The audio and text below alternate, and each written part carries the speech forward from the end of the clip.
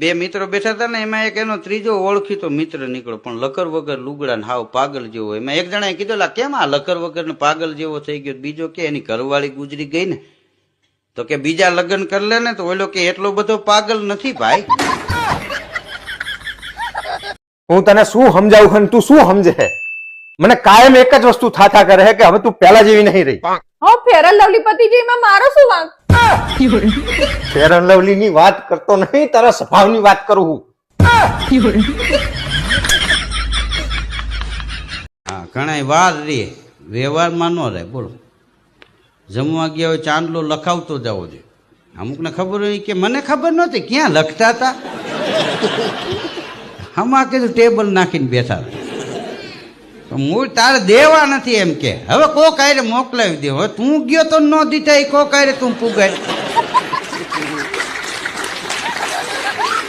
કેટલી ભોળી છું ખબર હે તમને? તમને જોયા વગર લગ્નની મેં હા પાડી દીધી. હું કેટલો ભોળો હોય ખબર તને? તને જોઈ હતી ને તોય મેં લગ્નની હા પાડી.